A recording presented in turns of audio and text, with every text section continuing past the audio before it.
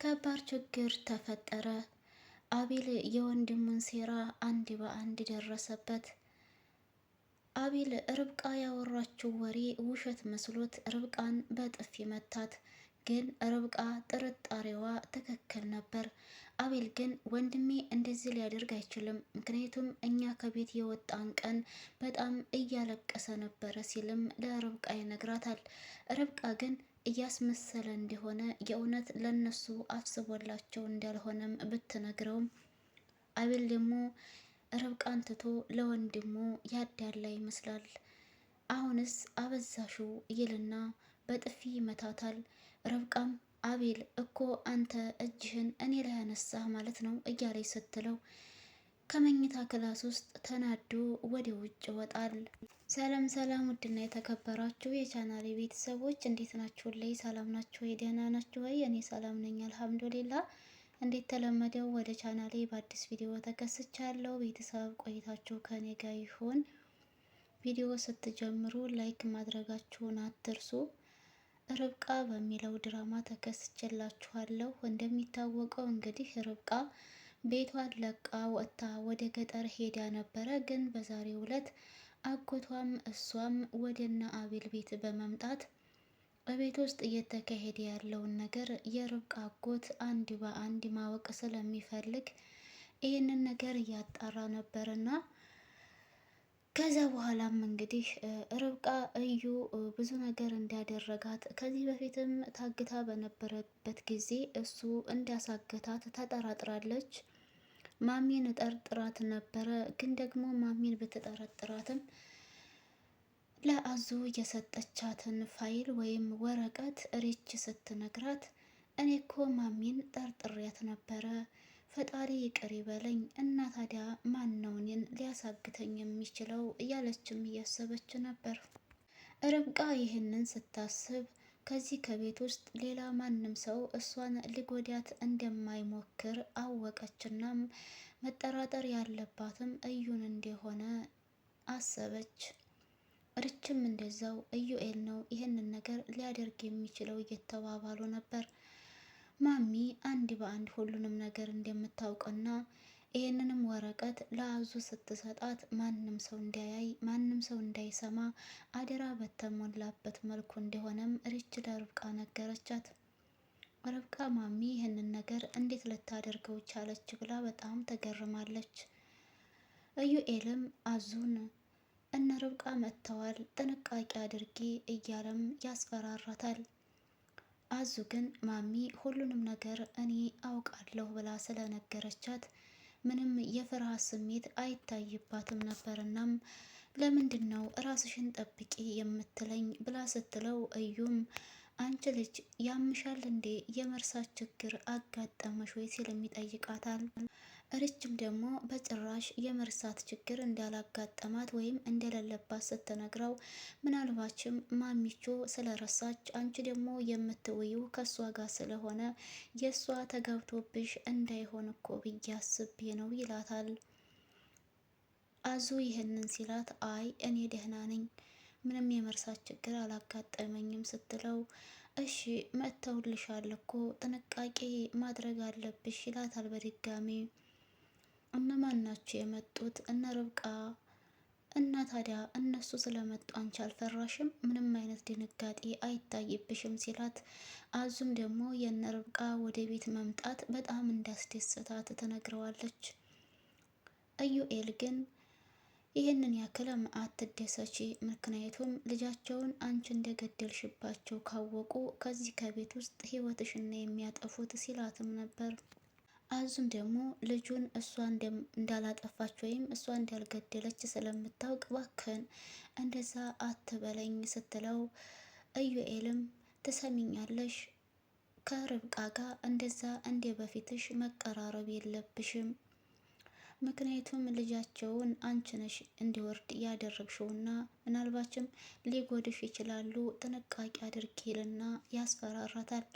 አዙም ደግሞ የኢዩኤልን ንግግር እሺ ብላ መቀበል ስለነበረባት እሺ ችግር የለውም ሁሉንም ነገር እንደዛ አደርጋለሁኝ ብላ ነበር የተለያዩት ማለት ነው። እንግዲህ ሳሎን ላይ ሁሉም ተሰባስበው ቁጭ ባሉበት እየተጨዋወቱ ይገኛሉ።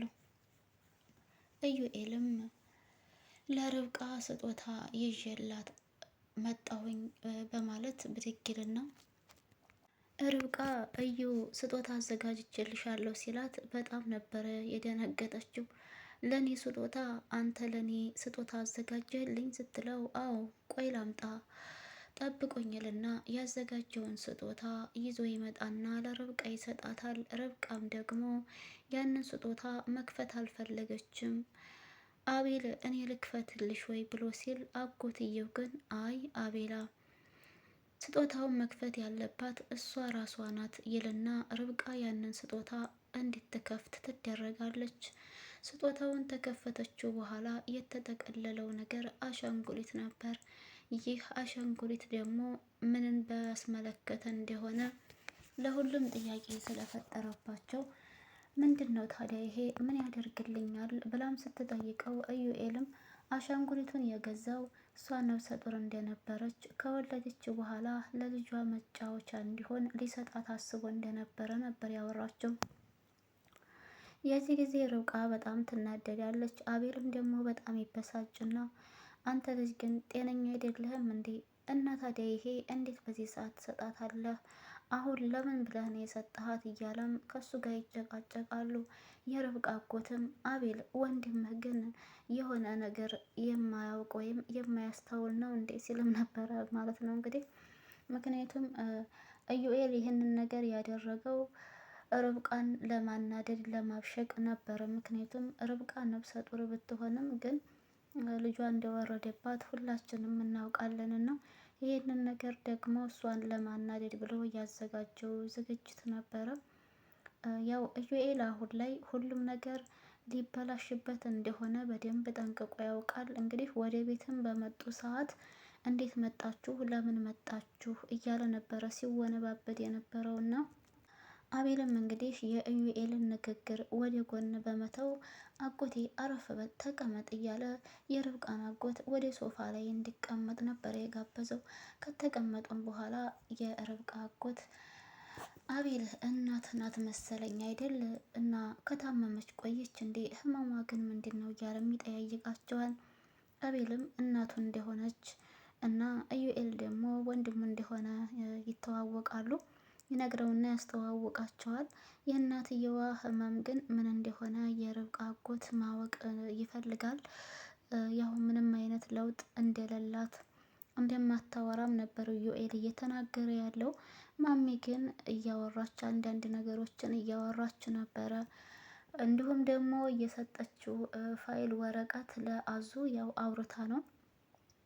ዛሬ ላይ እንግዲህ አጎትየው ሲመጣ ልክ እንደማያስታውስ ወይም ደግሞ እንደማያወራ ሰው ሆነች እንጂ ትንሽ ትንሽ ማውራት ጀምራ ነበረ። ኢዩኤል ግን ምንም እንደማታወራ ምንም አይነት ለውጥ እንደሌለ ነው የተናገረው። እና ርብቃም እንዴት ሊሆን ቻለ? ዶክተሩ በቅርብ ቀን ማውራት ትችላለች ብሎን ነበር እኮ እንዴት ምንም አይነት ለውጥ የላትም ብላ ስትለው እዩም ደግሞ ምንም አይነት ለውጥ በማሚ ላይ እንዳላየ ነው እንግዲህ የነገራት። ርብቃ ይህ ነገር ሊሆን አይችልም እኛም እያለን ትንሽ ትንሽ እኮ ታወራ ነበረ እያለ እንግዲህ እያለች እንግዲህ ሲጨቃጨቁ በመጨረሻም እነሱ ወደ ውጭ በወጡበት አጋጣሚ አዙ ወደ ሳሎን ትመጣና የርብቃን አጎቴ አይዞህ አይደብርህ እንግዲህ ማሚቾ እሷን ደስ ሲላት ብቻ ነው የምታወራው ብላ ስትለው የርብቃ አጎት መጀመሪያ እዩ ሲጠየቅ ማሚ አታወራም ብሎ ስለነበረ የነገራቸው እንዴ ማውራት ጀምራ ነበር እንዴ እያለም ሲላት አዙም አዎ ትንሽ ትንሽ ያው አልፎ አልፎ ትለዋለች። የርብቃ አጎትም ደግሞ ልጅ እኮ አታወራም ነበር ያለን ይላታል። አዙ እንግዲህ እንዲያወራች የነገራቸው መስሏት ነበረ ይሄንን ነገር የተናገረችው።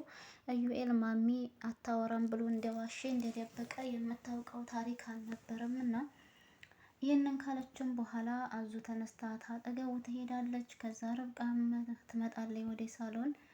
ርብቃም ከመጣች በኋላ አጎቴ ሁላችንም ጥለን ጠፋህ አይደል እያለች ትለዋለች። እንግዲህ አዞ የሆነ ወሬ ልታወራ ስትል ነበር ማሚ ለማውራት የፈለገችው ወይንም ያንን ነገር እንዳታወራባት ብላ አስባ መሰለኝ የሆነ ድምፅ ስታሰማ ማውራት ፈልጋ መስሎት አጎትየው ልታወራ ፈልጋ ነው ወይንስ የሚበላ ወይ የሚጠጣ ፈልጋ ነው?